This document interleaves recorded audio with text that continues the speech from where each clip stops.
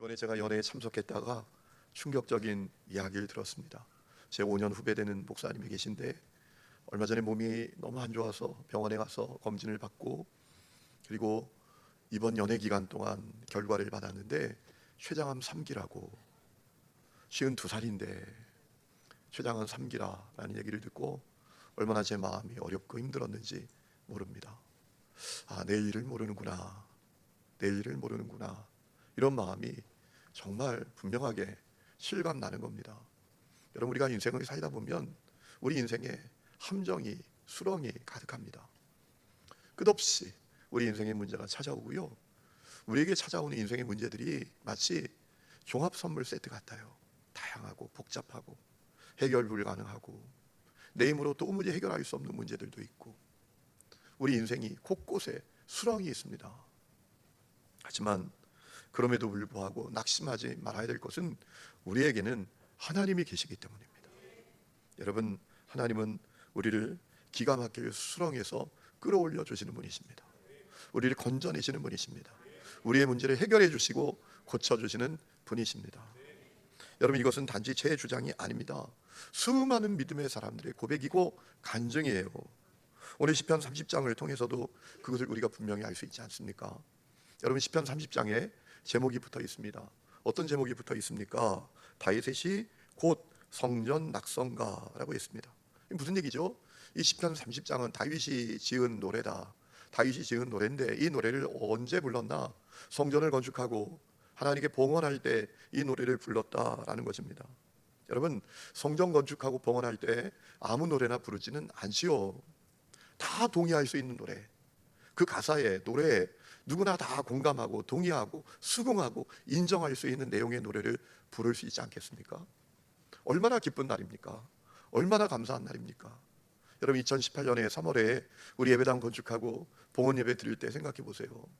저는 그때 눈물이 나더라고요. 얼마나 감사한지. 그 기쁜 날, 감사한 날 아무 노래나 부르겠습니까? 거기에 참여한 모든 사람들이 그 가사의 내용에 다 동의하고 인정하고 수긍하는 그런 가사의 노래를 부르지 않았겠습니까? 오늘 시편 30장이 그런 노래였다라는 거예요. 그 봉헌식에 참석한 모든 사람들이 맞아 정말 그래, 정말 그렇지, 이렇게 다 동의하고 수긍할 수 있는 노래를 불렀다라는 거예요. 여러분, 이 시편 30장 읽어보면 정말 그렇지 않아요? 1절부터 3절까지의 말씀을 읽어보면 이것은 우리 모두의 찬양인 동시에 고백이고 간증이 되어야 하는 노래구나, 이런 마음을 갖게 돼요. 1절에 시편 기자가 뭐라고 노래합니까? 주님께서 자기를 수렁에서 끌어내 주셨다라고 했습니다. 1절 말씀 보세요. 여호와여, 내가 주를 높일 것은 주께서 나를 끌어내셨어요. 인생의 수렁에서 끌어내셨어요. 그 앞에 생략돼 있다는 거예요. 문제의 수렁, 인생의 수렁, 기가 막힌 인생의 수렁, 거기서 끌어내 주셨대요. 어떤 수렁일까요? 원수가 파놓은 수렁입니다. 원수가 그를 빠뜨리고 쾌재를 부를 그런 수렁이었어요. 1절 뒤에 보세요. 내 원수로 하여금 나로 말미암아 기뻐하지 못하게 하셨다라고 했습니다. 원수가 이 시인에게 수렁을 파놓았어요. 거기 빠졌습니다. 야, 죽었구나, 내가 여기서 끝이구나 라고 했는데 하나님이 끌어올려 주셨다는 거예요. 여러분, 2절 말씀 보면 하나님께 부르짖었더니 고쳐주셨다고 했죠. 여호와 내 하나님이여, 내가 주께 부르짖음에 나를 고치셨나이다. 3절, 하나님께서 그를 죽음 같은 수렁에서 끌어내시고 살리셨다고 노래하고 있잖아요. 여호와여, 주께서 내 영혼을 스올에서 끌어내요. 스올이 어디입니까? 죽은 자들이 가는 곳이에요. 그러니까 죽음 같은 수렁, 문제, 어려움에 자기가 처해 있었다는 거. 나 이제 끝이야, 이런 상황이었는데 하나님이 자기를 끌어내어 살려주셔서 거기에 빠져 있지 않도록 해주셨다는 거예요. 여러분, 우리에게도 인생의 수렁이 있잖아요. 우리에게도 원수가 파놓은 수렁이 있잖아요. 죄라는 수렁이 있잖아요. 우리가 거룩하게 살고 싶은데 거룩하게만 살게 되나요? 말도 안 되는 죄에 무너지는 우리의 모습이 있잖아요. 우리에게 마음과 육신의 질병이라는 수렁이 있잖아요. 아니, 52살 목사가 앞날이 창창한데 췌장암 3기라니, 수술도 못한대요. 너무 위험한 부위에 그 종양이 있대요. 여러분, 어떤 사람은 육신의 질병만이 아니라 마음의 질병이라는 수렁에 빠져 있어요. 그 인생에 희망이 없어요. 아무런 꿈도 꾸지 못해요. 그죠? 우리 청년들 가운데 그런 청년들은 없겠죠. 히키코모리처럼 방에 틀어박혀서 나오지를 않아요. 인생 살아갈 희망이 없는 거예요. 누구도 만나기 싫은 거예요. 밥도 먹기 싫은 거예요. 어떤 사람은 도무지 해결 불가능해 보이는 문제라는 수렁, 각종 술수와 음모로 우리를 공경에 빠뜨리려고 하는 그런 수렁이 우리 삶에 있지 않습니까? 중요한 것은 오늘 시편 기자의 고백처럼 우리가 그 수렁에서 끝나는 인생이 아니라 하나님께서 우리를 거기서 끌어올려 주셨다, 우리의 문제를 고쳐주셨다라는 이 고백과 간증을 우리가 가져야 한다는 겁니다. 우리 은혜가 여러분에게 있기를 주의 이름으로 축원합니다. 여러분 평생 남이 지은 노래만 부르면 뭐해요? 남의 고백만 앵무새처럼 따라하면 뭐해요? 남이 하는 간증만 듣고서 은혜만 받으면 뭐해요? 이 노래가 내 노래가 돼야죠. 나도 인생의 수렁에 빠졌었어요. 그런데 하나님이 날 끌어올려 주셨다고요, 건져 주셨다고요. 이렇게 우리가 고백하고 간증하는 인생이 되어야 되지 않겠습니까? 세상에서 가장 안타까운 인생이 뻔한 간증 듣고만 있는 사람이에요. 여러분, 뻔한 간증이란 말 좀 표현이 그런데 제가 왜 그렇게 표현하는가? 내용 들어보면 뻔해요. 하나님의 은혜가 컸어요. 감사할 게 많았어요. 하나도 모르고 죄 가운데 살고 성령을 근심시키며 살고 정말 아무렇지도 가책도 없이 죄 가운데 살았다라는 거예요. 그래서 하나님 앞에 두드려 맞고, 그리고 천부의 의지 없어서 손 들고 옵니다. 그리고 와서 이만큼 살고 있다. 간증 내용이 다 그런 거잖아요.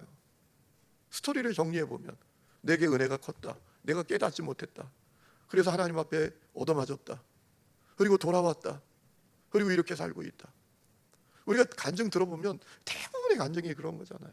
그런데 더 안타까운 것은 그런 간증만 듣고 사는 사람이에요. 자기 간증이 없어요. 자기 신앙의 고백이 없어요. 여러분, 너무나 안타깝지 않습니까? 제가 한번 드린 말씀이죠. 제가 고등학교 1학년 때 선생님이 막 싱글벙글하면서 들어오시더니 야 너희들 내가 한턱 쏜다 그래요. 뭐 때문에 저분이 저러시나 그랬더니, 야 이번에 모의고사 봤는데 우리 반이 모의고사 전국 모든 치는 학교 가운데 우리 반이 수학 1등이야 그러더라고. 애들이 와 그랬어요. 근데 와 그럴 게 아니죠. 거기에는요 50점 맞은 애들도 있거든요. 여러분, 반 평균이 전국 모의고사 1등이면 뭐예요? 내가 50점인데, 내가 40점 맞았는데, 어떤 친구는 20점 맞았어요. 정확하게 찍었는데 거의 평균으로 맞았더라고요. 여러분, 중요한 것은요, 내 고백, 내 간증을 갖는 거예요. 시편 기자가 내가 정말 기가 막힌 인생의 수렁이 있었는데 주님이 나를 끌어올려 주셨다, 나를 고쳐주셨다. 이 고백, 간증, 찬양을 부르잖아요. 이 고백, 이 간증이 여러분에게 고백, 여러분의 간증이 될 수 있기를 축원합니다. 우리 가운데 문제 없는 사람이 어디 있어요? 우리 가운데 인생의 수렁에 빠지지 않는 사람이 어디 있어요? 중요한 건 간증과 고백을 가져야죠. 그럼 어떻게 그런 간증과 고백을 가질 수 있을까요? 오늘 이 시편 기자의 노래를 통해서 우리가 중요한 사실을 알게 되는데요, 낙심하지 말고 하나님께 기도하는 겁니다. 포기하지 말고 부르짖어 기도하는 거예요. 이런 기도하면 주님이 끌어올려 주십니다. 기도하면 우리의 문제를 고쳐주십니다. 이 믿음을 가지시기를 축원합니다. 여러분, 오늘 말씀 보세요. 2절, 여호와 내 하나님이여 내가 주께 부르짖음에 나를 고치셨나이다. 언제 고쳐주셨어요? 저절로요? 가만히 있는데요? 아니에요. 부르짖음에 고쳐주셨어요. 여러분, 부르짖는 분들이십니까? 간구하는 분들이십니까? 저분이 기도를 하는지 졸고 있는지 그렇게 기도하는 분들이십니까? 부르짖음에 고쳐주셨다는 거예요. 여러분, 성경은 우리가 부르짖을 때 역사하신다는 말씀이 분명히 있잖아요. 시편 50장 15절, 환난 날에 나를 부르라 내가 너를 건지리니 내가 나를 영화롭게 하리로다 라고 했습니다. 부르짖으면 건져주십니다. 부르짖으면 됩니다. 안타깝게도 입이 있어도 부르짖지 못해요. 부르짖어야 돼요. 한신대 총장을 지낸 김정준 교수님이란 분이 계십니다. 이분이 참 미국에서 일찍 공부를 하셨더라고요. 공부 마치고 1954년에 한국에 돌아왔으니, 그러니까 얼마나 일찍 그분이 미국에 가서 공부를 한 거예요. 미국이 아니라 캐나다에 가서 공부를 하셨어요. 그리고 1954년에 고국으로 돌아오는데요, 그 당시만 해도 비행기를 못 타고 오는 거예요. 배 타고 오는 거예요. 그리고 일본에 오는 배를 타고, 일본에서 또 한국 오는 배를 타고 이렇게 들어오는 시대입니다. 그런데 배를 타고 태평양에 오는데요, 기관이 고장이 났어요. 엔진이 고장이 났어요. 바다에서 이 배가 오도가도 못하게 된 겁니다. 왜 그랬는가 하면 엄청난 풍랑, 태풍을 만났는데 그걸 이기다가 이 배 엔진이 고장이 나가지고 그냥 파도 따라 흘러가는 그런 안타까운 모습이 되고 만 거예요. 그런데 다행스럽게도요, 그 같은 회사 소속의 배를 만나게 돼가지고 그 배가 엄청난 쇠 줄로 연결해가지고 끌고 가게 된 겁니다. 앞에 있는 배가. 그러고 가는데 또 엄청난 태풍이 왔어요. 그래서 그 쇠 줄이 끊어지고요, 그 배는 가버리고 완전히 이 배가 표류하게 된 겁니다. 죽을지 살지 모르는 그런 상황이 된 거예요. 그런데 그 김영준 교수님이 이 시편 30장 3절의 말씀을 붙들고 기도했대요. 수올 같은 죽음의 상황에서 하나님 끌어올려 주셨다.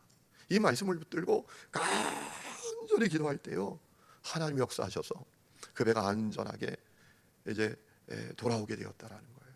할렐루야. 그래서 자기 별명이 있었대요. 수올에서 건진 사람, 수올에서 건진 사람. 여러분, 부르짖어야 합니다. 저는 우리 교회가 부르짖는 사람들로 가득한 교회가 되기를 축원합니다. 부르짖는 사람들이 세워져야 합니다. 우리 청년들도 부르짖는 기도의 사람들이 되셔야 합니다. 부르짖어야 돼요. 하나님 살아계시니까. 여러분, 오늘 여러분에게도 여러분의 고백과 간증이 담긴 노래가 있기를 축원합니다. 평생 남이 지은 노래만 따라하지 말고 여러분의 고백과 간증이 담긴 고백, 노래가 있어야 돼요. 그러려면 우리가 다 수렁이 있잖아요.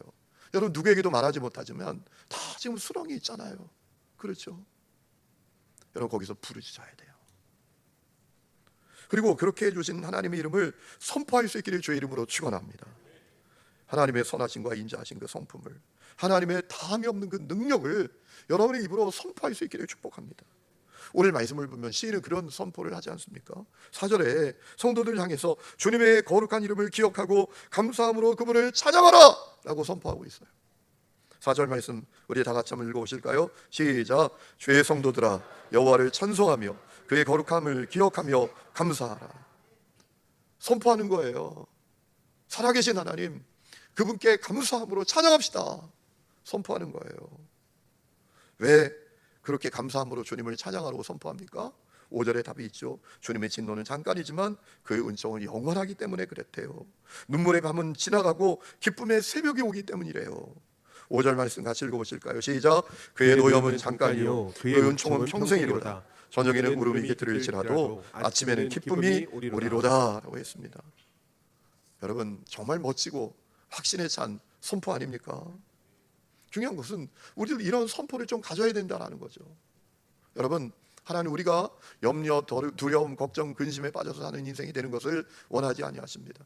우리가 저 세상에서 그저 주눅 들어서 쭉 처진 어깨로 살아가는 것을 주님이 우리에게 원하시지 않습니다. 우리가 주님을 선포하는 사람이 되기를 원하고 계십니다. 주님의 이름은 거룩하다.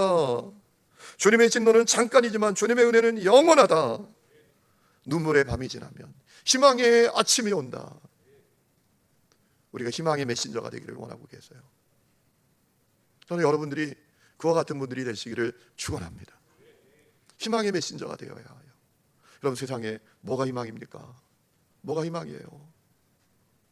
여러분, 오늘 아침에 제가 CTS 기자와 인터뷰를 했어요. 우리 교단에서 전도 운동을 하는데 제가 어쩌다가 본부장을 맡게 됐는데요, 그 운동을 어떻게 할 건지에 대해서 CTS 기자가 우리 교회를 취재하러 왔더라고요. 제가 오늘 그와 얘기하다가 그런 얘기했습니다. 기자님, 오늘 세상에 뭐가 희망입니까? 오늘 세상에 뭐가 희망입니까? 물어봤어요. 예수님이 희망이죠. 아멘입니까? 복음이 희망이죠. 정치의 희망이 있습니까? 경제의 희망이 있습니까? 여러분, 교육의 희망이 있습니까? 뭐의 희망이 있습니까? 오직 주님께 희망이 있고 복음의 희망이 있는 줄로 믿습니다. 그래서 우리가 희망의 메신저가 되어야 돼요. 주님의 이름은 거룩하다. 주님의 진노는 잠깐이나 주님의 은혜는 영원하다. 눈물의 밤이 지나면 주님이 주시는 기쁨의 아침이 온다. 이 선포를 우리가 해야 되지 않겠습니까? 제가 아는 집사님 한 분이 친구가 만나자 한대요. 만났더니 이 친구가 엄청난 문제를 만나게 된 겁니다. 야, 이거 어떡하냐. 그래서 그냥 그 친구 얘기 들어주면서 어떡하냐 이러고만 왔대요. 오다가 너무 화가 나더래요. 그래서 내가 예수 믿는데, 내가 살아계신 하나님을 믿는데, 아니 어떡하냐 그 얘기만 하고 왔어. 다시 전화했대요. 너 다시 만나자. 나 하나님 믿는 거 알지? 하나님 너 인생에 희망을 줄 수 있어. 내가 널 위해서 기도할게. 너도 하나님 믿고 기도 좀 해봐. 하나님 살아계셔. 그렇게 이야기하고 와서 그 친구를 위해서 하루에 한 끼씩 금식하며 기도했대요. 놀랍게도요, 기가 막히게 그의 친구의 그 정말 불가능한 문제가 해결되는 역사가 일어났더라는 거예요. 여러분, 하나님 우리가 세상에서 축 처진 어깨로 우울한 표정으로 염려, 근심, 걱정, 두려움에 빠져서 사는 것을 원하지 아니하십니다. 주님은 우리가 희망의 나팔을 부는 희망의 메신저가 되기를 원하고 계십니다. 왜냐하면 하나님은 정말 그런 분이시기 때문입니다. 하나님 정말 그런 분이시기 때문에 그래요. 그저 긍정적인 사고방식 때문에 그렇게 희망의 메신저가 되자는 게 아니에요. 사람들에게 근거 없는 희망의 회로를 주자고 희망의 메신저가 되자는 게 아닙니다. 우리 하나님은 정말 그런 분이시기 때문에 하나님 거룩하시고요, 그분의 능력은 다함이 없고요, 그분은 절망의 밤을 희망의 아침으로 만드실 수 있는 분이시기 때문에 주님, 우리가 희망의 메신저가 되기를 원하시는 거예요. 그래서 우리가 선포하자 살자는 거예요. 하나님 살아계신다. 그분은 거룩하시다. 그분의 능력은 다함이 없다. 그분은 절망의 밤을 희망의 아침으로 만드신다. 여러분, 그런 당당한 선포가 여러분에게 있기를 주의 이름으로 축원합니다. 여러분, 그 믿음 우리 가져야 돼요. 여러분, 오늘 또 시인은 또 하나 우리에게 증언하는 게 있습니다. 인간의 교만을 경계합니다. 오직 하나님만 의지해야 될 것을 선포해요. 6절에 자기가 모든 것이 잘 풀릴 때는요, 영원히 흔들리지 않을 거라고 자신했대요. 6절 말씀 보세요. 내가 형통할 때 말하기를 영원히 흔들리지 아니하리라 하였도다. 그런데 7절에 그런데 주님이 보살펴 주시지 않으니까 자기 삶이 근심으로 가득한 인생이 되었을 뿐이라는 거예요. 7절, 여호와여 주의 은혜로 나를 산같이 굳게 세우셨더니, 주님이 내게 은혜를 베풀어 주셨을 때는 내가 산처럼 섰어요. 든든했어요. 그런데 주님이 그의 얼굴을 가리시니까 내가 근심하였나이다. 내 인생이 근심으로 바뀌었어요.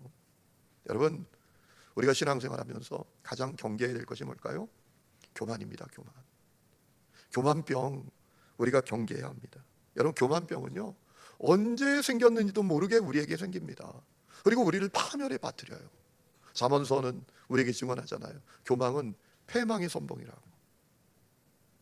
여러분, 사람이 모든 것이 잘 풀리고요, 형통할 때는 자기도 모르게 어깨가 으쓱해집니다. 어깨에 힘이 들어갑니다. 자기가 뭐라도 된 것처럼, 대단한 능력이라도 가진 것처럼 사람이 교만해집니다. 어리석은 모습이죠. 여러분, 우리의 인생은 하나님께 달려 있습니다. 하나님이 붙들어 주시지 않는 인생은 아무것도 아닙니다. 주님이 도와주시고 주님이 붙잡아 주시지 않는 인생은 아무것도 아닙니다. 이 사실을 기억해야 돼요. 우리 시인은, 이 시편 30장 기자는 인생이 아무것도 아닌 것, 자기가 아무것도 아닌 것을 주님께 고백하고 있어요. 여러분, 그가 그런 고백을 하지 않습니까? 8절에 자기가 주님께 부르짖고 간구하는데요, 9절에 중요한 말씀이 나옵니다. 자기가 피를 흘리며 묻힌다 한들 주님께 무슨 유익이 있겠냐는 거예요.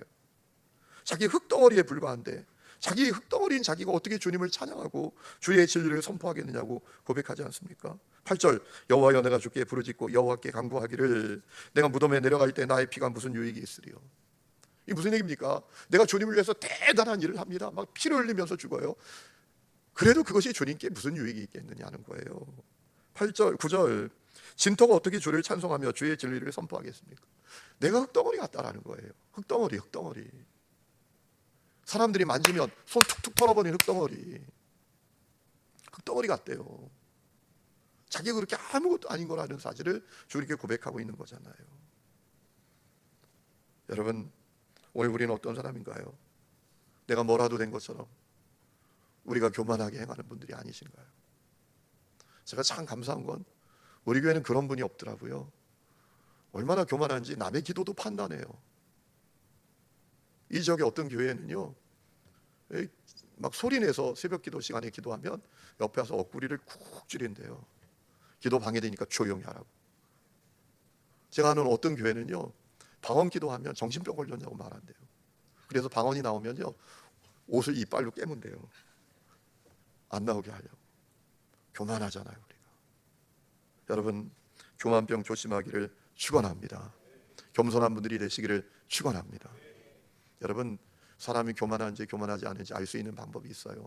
그에게 완장 채워보면 알아요. 그에게 힘을 줘보면 알아요. 힘을 주지 않을 때는 교만한지 교만하지 않은지 잘 몰라요. 그런데 힘을 줘보면 이 교만한 사람은 교만이 드러나요. 돈이 좀 있으면, 조금 배우면, 누구보다 인생의 경험이 많으면, 교회에서도 심지어 직분이 올라가는 게 아닌데 말이에요, 십자가 지는 게 더 많아지는 건데 직분이 계급인 줄 알고 교만해지는 사람들이 있어요. 여러분, 교만병 조심하기를 축원합니다. 여러분, 오늘 시편 기자의 고백대로 우리는 아무것도 아니에요. 흙덩어리예요, 흙덩어리. 여러분, 그래서 이 시인은 주님께 한 가지 기도만 한 거예요. 우리가 발견하게 됩니다. 주님께 한 가지 기도만 해요. 겸손하면 한 가지 기도만 하게 돼요. 어떤 기도일까요? 나를 불쌍히 여겨주세요. 한번 따라할까요? 주님, 주님, 주님, 주님. 제가 이렇게 여러 번 하는 건 안 따라하는 사람이기 때문에 그래요. 제가 눈이 100개예요, 100개. 제가 이렇게 봐도요, 다 봐요, 다 봐. 주님, 나를 불쌍히 여기소서. 여러분, 마음이 겸손해지는 사람은요, 이 기도밖에 못해요. 내가 흙덩어리인데 뭘 주님께 요구합니까? 뭘 주님께 내세웁니까? 한 가지 기도밖에 안 나와요.